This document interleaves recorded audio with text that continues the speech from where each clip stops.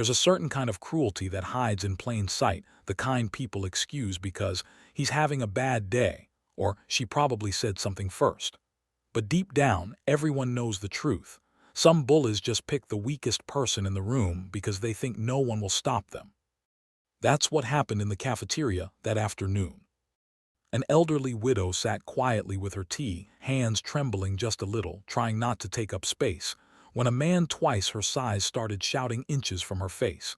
People stared. No one moved, and then his hand lashed out. She gasped, the room went silent. And that was when another man, one no one had noticed in the corner, finally stood up. Jasonstatham. And the bully had no idea how big of a mistake he'd just made. Before we continue, thank you so much for watching and supporting these stories. It truly means the world to us. If you believe in standing up for what's right, in protecting the vulnerable, and in stories where justice finally shows up when it's needed most, make sure to subscribe and turn on notifications. Your support helps us keep bringing powerful moments like this to life. All right, let's get back to the story. Cafeterias are strange places. People wander through them carrying all the pieces of their day, exhaustion, loneliness, little victories, silent heartbreaks, all wrapped in disposable napkins and half-full coffee cups. Some sit together, some sit alone. And some, like the old widow at table 7, sit so quietly that the world forgets they're even there. Her name was Margaret Duval. 76. Widowed for 9 long years. Her husband, Arthur, had been the loud half of their marriage, the one who ordered for both of them, the one who made waiters laugh, the one who turned strangers into friends within minutes. After he died, Margaret never quite got used to raising her voice. It felt impolite. So she spoke softly, moved softly, and chose seats that made her invisible. That afternoon was supposed to be simple. A warm tea, a small bowl of soup, maybe a few minutes of watching people pass by the big cafeteria windows while she worked up the courage to visit the bank across the street. She came here often, partly for the food, mostly for the feeling of being around life. But she wasn't prepared for him. The man stormed in like a thundercloud with legs. Mid-40s, heavy boots, a leather jacket that looked too tight around his shoulders, like even his clothes were tired of holding in all that anger. His name was Brent Hollows, though Margaret didn't know that yet. He looked around not for a seat, but for someone to blame for whatever storm brewed inside him. It didn't take long. Margaret was sitting alone at a corner table with her tea. The seat next to her had an empty chair, the same chair Arthur used to fill. Without warning, Brent marched straight toward her, muttering curses under his breath, his jaw clenched so hard it looked painful. Margaret flinched when he slammed his tray down, startling half the room. Soup sloshed out of the bowl, utensils rattled. Her hands trembled. Sorry," Margaret whispered, even though she had done nothing wrong. Brent scoffed loudly. "Yeah, you better be sorry," he snapped, pulling the chair opposite her. "Some people don't know how to leave space." She blinked, confused. She had been sitting as small as possible, curled inward to make room for the world. But bullies don't need logic, they just need targets. A few people glanced over, but quickly looked away. No one wanted to get involved. No one wanted trouble. Margaret tried to shrink further into her seat. I didn't mean to cause any." "Just stop talking," Brent barked, loud enough to make her flinch so violently her spoon clattered. Heads turned, forks paused midair. But still nobody moved. Margaret swallowed hard and looked down, eyes brimming. "I'm sorry, truly." Brent leaned forward, breath reeking of beer even at noon. "You bumped into me earlier," he accused, jabbing a finger toward her. I didn't see anyone." "Oh, so now I'm a liar," Brent's chair screeched as he stood, towering over her. "Little old ladies think they can get away with anything, huh?" Tears slid down Margaret's face before she could stop them. "I'm not trying to get away with anything," she whispered, voice cracking. Her trembling fingers wrapped around the edge of her cup just to feel grounded. "I'm just trying to eat my lunch." His face twisted with cruel delight, the kind bullies get when they know their target can't fight back. A few seats away, a young woman whispered to her boyfriend, "That guy is out of control." He shook his head. Let management handle it. Except no one called management. People just watched, like it was some uncomfortable show they hoped would end on its own. Brent reached out and smacked Margaret's cup, knocking it over. Hot tea splashed across the table and onto her sweater. She gasped, clutching her chest. "Oh, please stop. Maybe next time you'll pay attention," Brent snarled, leaning so close she could feel his spit. That's when someone else noticed. Jasonstatham, sitting quietly near the back, fork paused midair, eyes darkening as he watched the scene unfold. He had come in alone, hood up, jacket zipped, hoping for a quiet meal after a long morning. But Jason didn't do well with injustice. Didn't do well with bullies. Didn't do well with grown men picking on people half their size and twice their age. He studied the situation first, always assessing, always calculating. Was the man armed? Drunk? Unstable? Was Margaret in immediate danger? Then he saw the moment that made his jaw tighten. Brent raised his hand. Not to hit her yet, but to intimidate her, to make her believe he would. And that was enough. Jason stood. Not loudly. Not dramatically. He just rose from his chair, and the air shifted like the room itself sensed what was coming. Margaret looked up, her eyes pleading silently with anyone, someone to intervene. But Brent didn't notice Jason yet. He was too focused on his tiny victory, making an elderly widow cry so he could feel tall. "You better apologize," Brent growled, slamming both palms onto the table so Margaret jumped again. "You hear me? Apologize." I already did," she sobbed softly. "You didn't mean it." "I did," she whispered, hands trembling. "Oh yeah, say it again." Her voice cracked as she tried. "I'm sorry." "No, louder." Jason reached their table just as Brent leaned back to shout again. "Hey!" Jason's voice cut through the cafe like a blade, sharp, controlled, unmistakably dangerous. Brent whipped around, startled. "Who the hell are?" Jason didn't answer. He took one step closer, eyes fixed on Brent with a calmness that made the bully swallow. Behind Jason, people began to whisper. "That's Jasonstatham. Oh my God. He's actually here." Brent's bravado flickered, but he forced a smirk. "What, you think you can tell me what to do?" he scoffed. "She's not your grandma, not your problem, stay out of it." Jason tilted his head slightly. "I'm making it my problem." Brent stiffened, "Back off." Jason didn't move. He simply said, "Sit down." Brent laughed too loudly, too desperately. "Or what, you gonna hit me?" Jason's voice stayed low. "I won't hit an unarmed man who's clearly having a bad day," he said, "but you're going to sit down."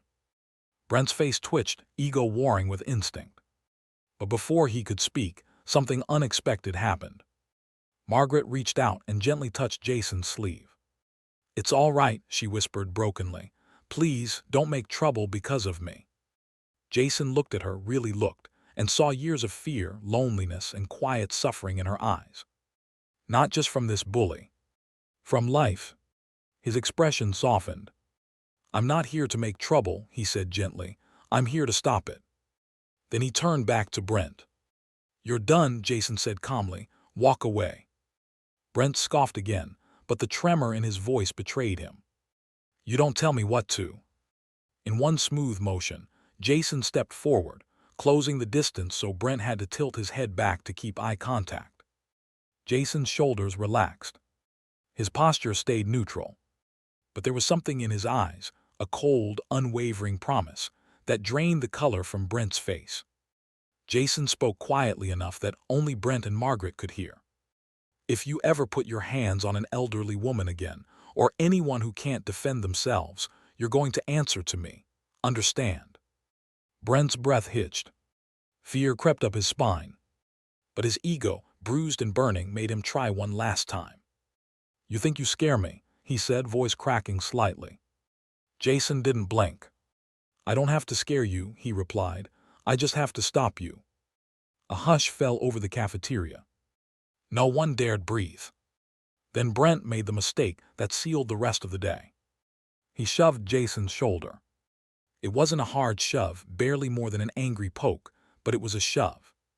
And it was enough.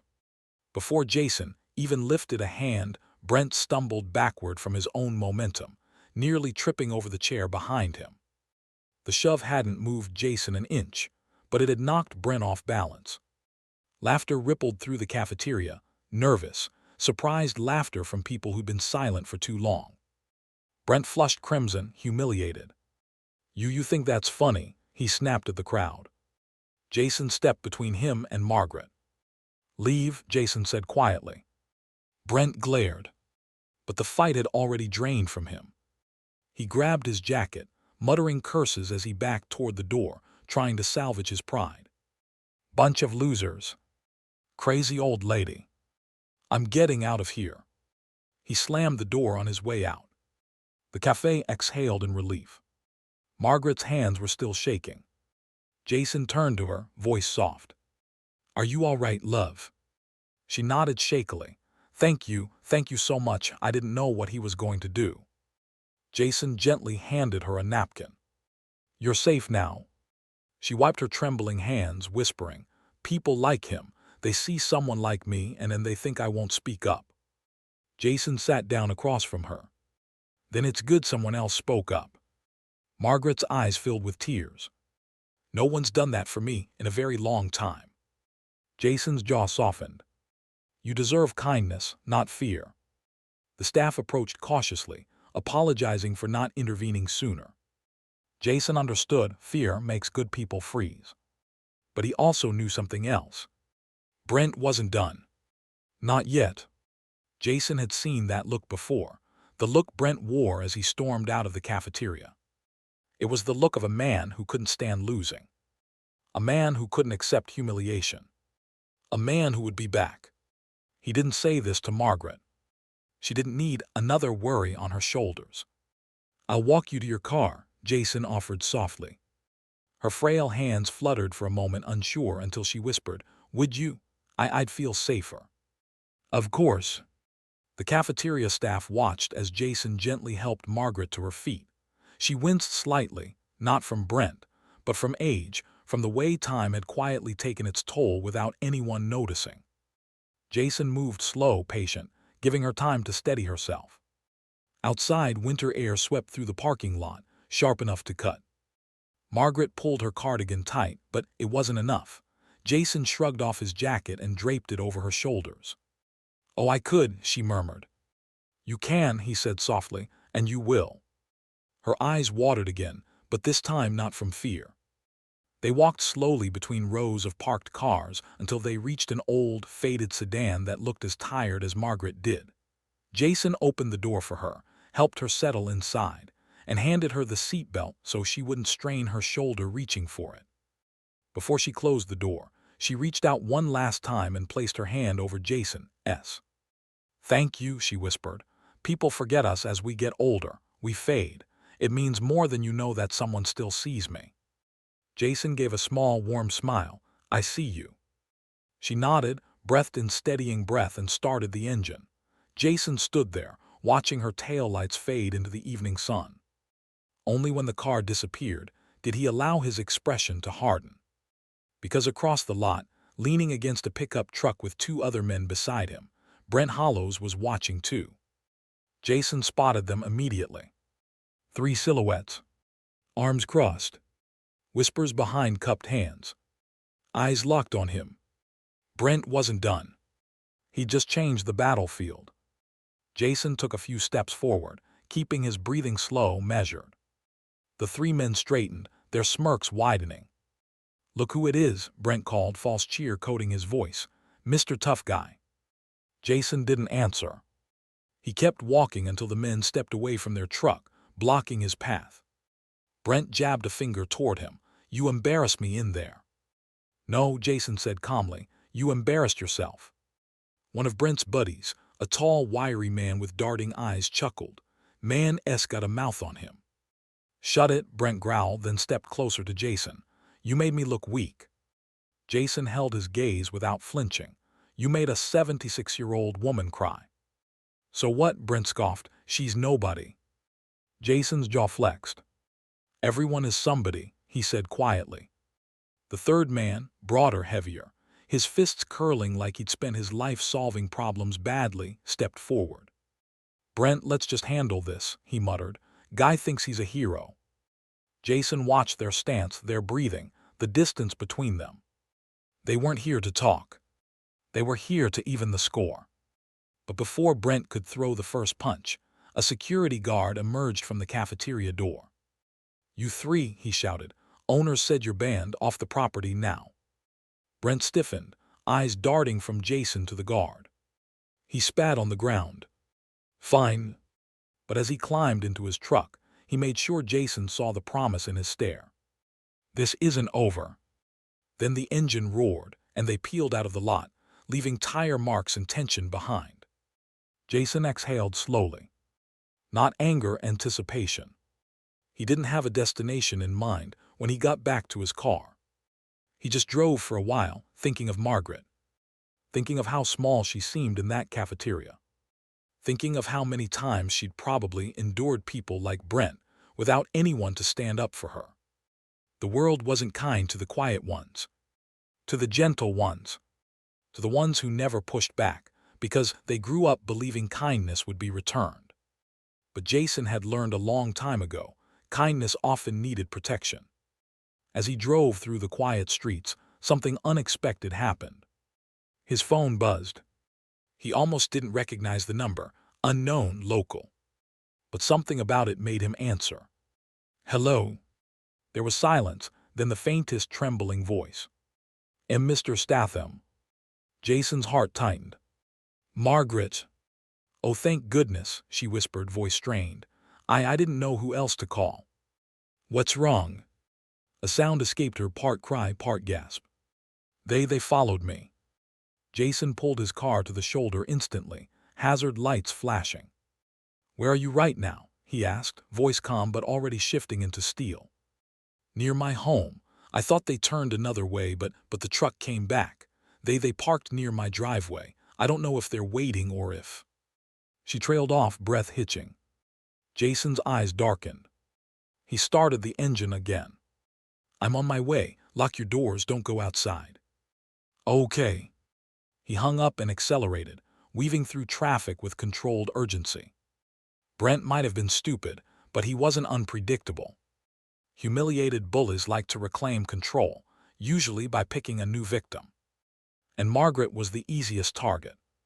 The sun was setting as Jason turned down the street Margaret lived on, a quiet road lined with modest single-story homes. But the stillness was shattered by the presence of one vehicle. A dark pickup truck, parked a few houses down. Engine running. Lights off. Brent's truck. Jason didn't approach immediately. He parked behind Margaret's house instead, using side roads and alleys until he reached her backyard unnoticed. He moved quietly up the steps of her porch, knocked once. Margaret, it's Jason. The door unlocked instantly, and she pulled it open with shaking hands. Oh, thank heavens, I was so scared. Jason stepped inside and locked the door behind him. Where's your landline? In the kitchen. He grabbed it and disconnected the portable receiver, just in case Brent tried calling to harass her further. Stay here, Jason said, gently guiding her toward the couch. Keep the lights low, don't answer the door for anyone but me. She nodded rapidly, hands twisting together in her lap. What are you going to do? She asked, voice barely above a whisper. Jason looked toward the window, where shadows from the truck danced faintly on the street. Talk, he said simply. Then added, if they let me. Jason stepped outside quietly, closing the door without a sound. The air was colder now, crisp and heavy with tension. He didn't walk toward the truck head-on. He circled from behind, moving through the shadows of neighboring yards until he reached the side of the vehicle. 3 silhouettes sat inside. Brent in the driver's seat. His 2 friends laughing nervously, the way cowards do before doing something stupid. Jason rapped sharply on the truck's window. The inside jumped like a bomb went off. Brent turned, his face going pale when he recognized him. Jason motioned with 2 fingers. Get out. Brent tried to shake his head, but Jason tapped the window again, louder this time. The message was clear. This time, you don't get to walk away. Brent climbed out, posture stiff, forced bravado leaking through cracks in his expression. "What do you want?" Brent muttered. Jason stepped closer until they were face to face. "You're done," Jason said quietly. "You're going to get in your truck, drive away, and never come near her again." Brent scoffed, though his voice trembled. "You don't scare me."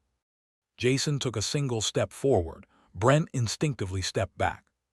"That tells another story," Jason said calmly. The wiry friend climbed out too, trying to look intimidating.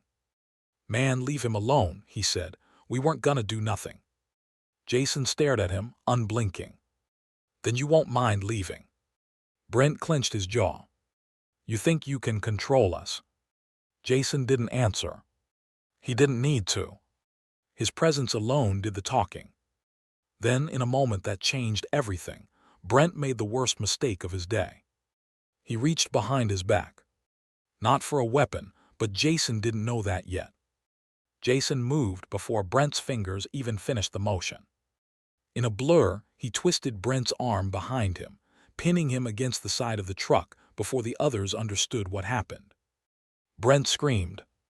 "Ow, ow, okay, I wasn't grabbing anything." Jason didn't loosen his grip. "You show up at an old woman's house," Jason said, voice ice cold, "and you expect me to believe that?" I swear." Jason pushed him against the truck once more, making sure the message sank all the way into his spine. "You're going to apologize to her," Jason ordered. "What, no?" Jason tightened the hold. Brent squealed, Okay, I'll apologize." The other two backed away, hands raised, eyes wide. Jason dragged Brent toward Margaret's front door. The porch light flickered faintly across Brent's panicked face. Jason knocked. Margaret cracked open the door, saw Brent pinned against the siding, and gasped. "Oh dear." "It's all right," Jason said gently. "You're safe." He turned Brent's face toward her. "Tell her." Brent swallowed his pride and most of his dignity. I'm sorry," he muttered. "Louder," Jason said. "I'm sorry," Brent yelled, voice cracking. Margaret blinked in shock, hand over her heart. She looked at Jason, unsure how to react. Jason nodded softly at her, a silent cue that she didn't need to fear anymore.